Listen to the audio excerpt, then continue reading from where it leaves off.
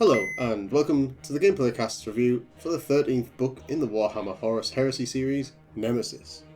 Nemesis, written by James Swallow, largely centres on the Imperium's Assassinorium, and its attempts to kill the arch-traitor Horus Lupercal. It's not a spoiler to say that this attempt is doomed to fail, as anyone who's familiar with the Warhammer 40k franchise knows that in the end of the Heresy, the Emperor and Horus do battle. It also helps to have read some of the other Heresy novels and have a basic understanding of the Warhammer universe. That said, the book is a bit more forgiving than most, as it mainly revolves around standalone characters introduced throughout the narrative. The blurb from the book reads as follows. After the horrors of Istvan V, Horus declares outright war against the Imperium. In the shadows of the Emperor's palace, powerful figures convene. Their plan is to send a team of assassins to execute the arch-traitor Horus and end the war for the galaxy of mankind before it's even begun. But what they cannot know is that another assassin is abroad already, with his sights firmly set on killing the Emperor. Knowing the final outcome does not preclude a good story, right? So, is it worthwhile? Unfortunately, in this man's opinion, it's a maybe. If you really want to progress the core narrative of the Heresy, then you can definitely skip this book, as there is pretty much nothing of note.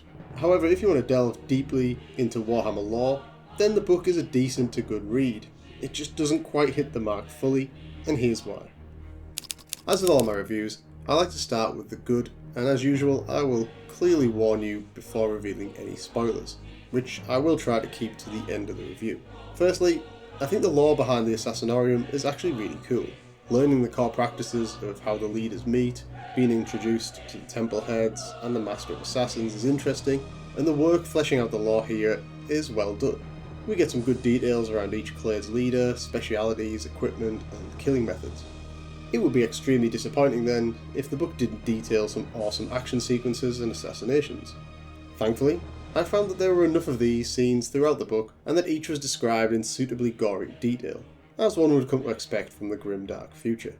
The techniques and equipment utilised is quite complicated to describe, especially during a chaotic action sequence, but I feel the author did a good job, and this builds the lethality, and for want of a better word, badassness of each of the assassins.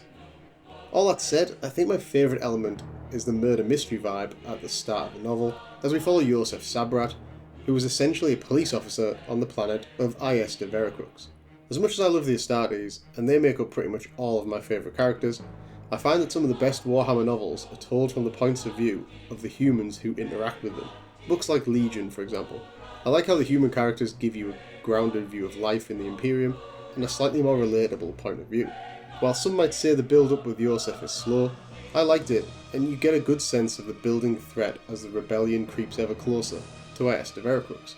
You also get to see human reactions to the first indications of chaos and the horrors from the warp.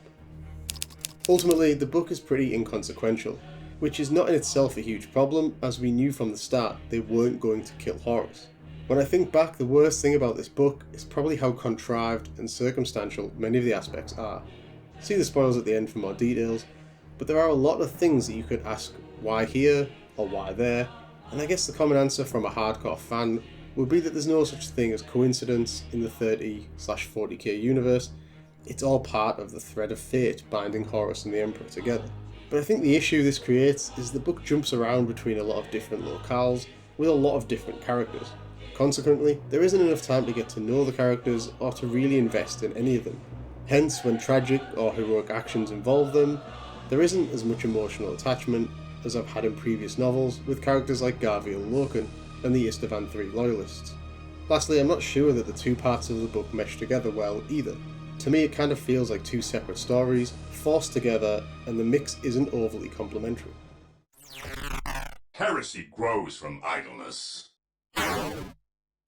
Overall, while the book was enjoyable, it suffered from the knowledge that we know the assassination attempt failed before it was ever launched. I liked the potential for tragedy that this created, but there was no real threat, and the circumstances were quite contrived to get the key characters in the right places to cross paths. Equally, I would have liked to see more of my boy Josef Sabrat, whose conclusion is not really overly satisfying despite a concerted effort to build it up. The redeeming features are the action sequences, the glory and brutal kills, and the detailing of a less known area of Warhammer canon. It's well written from a pure writing sense, and overall it has an okay conclusion, with a couple of good twists along the way, all topped off with a few cameos from some named characters. Solid enough, but lacking spice and any real consequences. Thus, I award Nemesis an above average 6 out of 10. It was good enough, but not overly memorable. Now let's get to the spoilers.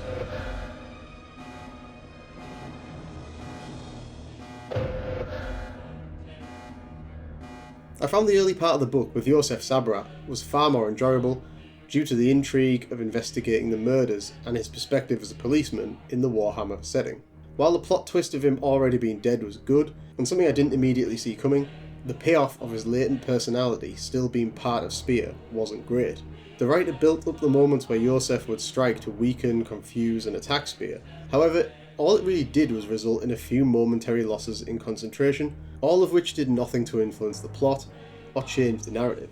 It needed a bigger payoff, as out of all of the characters I feel Yosef was one of the best, and it would have been great to have him play a bigger role in the second part and Spear's downfall. That, or just having the Emperor swatting Spear like a fly at the end, would have been epic. The story around the assassins is also very contrived. It states that every system visited by Horus's fleet is potentially turning traitor, and I get that Dagonet was the first world Horus liberated personally, so it had personal significance. However, he only visits the planet at the very end after everything is said and done, so logically, given the opening chapter where he's on another planet, there are a number of other places to potentially kill him. I also don't think an assassin would blindly shoot based on a piece of clothing. The novel seems to act like no one knows what Horus looks like. They would have tons of data on him and they wouldn't shoot until they were sure. Add this to the contrived nature of the mission and the random reason the rogue trader just left his warrant of trade on a planet in harm's way, and the blown assassination attempt is probably one of the weakest parts of the story. Which brings me back to the feeling that this is two stories sandwiched together. Separately, they both have some really cool sequences, characters and ideas, but neither shines through as the different elements clash when put together. Moreover, by the end, basically, all the unknown/new characters die, and though I quite like the ending, where the Emperor knew about the whole operation all along, I'm not sure I like the portrayal of certain characters, chiefly Rogel Dawn, who is borderline naive when it comes to assassins and war. His behaviour is especially questionable when throughout the series/lore, the Astartes are responsible for a huge amount of civilian death and suffering, so I'm not really sure how bothered Dawn would actually be about one random planet, especially one that rebelled against the Emperor. So I agree with him that killing Horus wouldn't end the rebellion, however it would make it far easier and quicker to end. Real life human history shows that when you remove the head of the snake, the body dies. Only a minor nitpick in the grand scheme, but there we go.